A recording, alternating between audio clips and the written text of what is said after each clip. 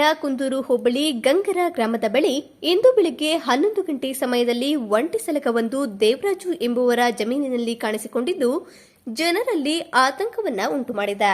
ಹಾಗೂ ಜಮೀನಿನ ಪಕ್ಕದಲ್ಲಿ ಇದ್ದ ಜಾನುವಾರುಗಳನ್ನು ಹಾಗೂ ಸ್ಥಳೀಯರನ್ನ ಅಟ್ಟಾಡಿಸಿದ್ದು ಅಪಾಯದಿಂದ ಪಾರಾಗಿದ್ದಾರೆ.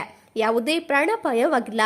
ಸ್ಥಳೀಯರು ಕೂಡಲೇ ಅರಣ್ಯ ಇಲಾಖೆ ಅಧಿಕಾರಿಗಳಿಗೆ ವಿಷಯವನ್ನ ತಿಳಿಸಿದ್ದು ಅರಣ್ಯ ಅಧಿಕಾರಿಗಳು ಹಾಗೂ ಸಿಬ್ಬಂದಿಗಳು ಸ್ಥಳಕ್ಕೆ ಭೇಟಿ ನೀಡಿ ಒಂಟಿ ಸಲಗವನ್ನ ಕಾಡಿಗೆ ಹಟ್ಟಲು ಪ್ರಯತ್ನಿಸಿದ್ದಾರೆ.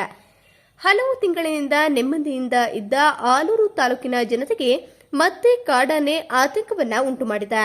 ಹಲವು ತಿಂಗಳಿನಿಂದ ತಾಲೂಕಿನಲ್ಲಿ ಕಾಡಾನೆಗಳು ಕಾಣಿಸಿಕೊಂಡಿರಲಿಲ್ಲ.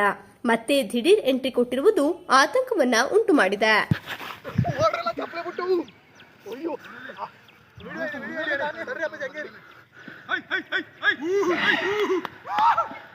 ಸ್ಥಳೀಯ ಹಾಗೂ ನಿಖರ ಸುದ್ದಿಗಾಗಿ ಸಬ್ಸ್ಕ್ರೈಬ್ ಆಗಿ ಬೇಮಾ ವಿಜಯ ಡಿಜಿಟಲ್ ಯೂಟ್ಯೂಬ್ ಚಾನೆಲ್ ಹಾಗೂ ಪಕ್ಕದಲ್ಲಿ ಕಾಣುವ ಬೆಲ್ ಐಕಾನ್ ಕ್ಲಿಕ್ ಮಾಡಿ ಕ್ಷಣ ಕ್ಷಣದ ಅಪ್ಡೇಟ್ಗಳನ್ನು ಪಡೆದುಕೊಳ್ಳಿ.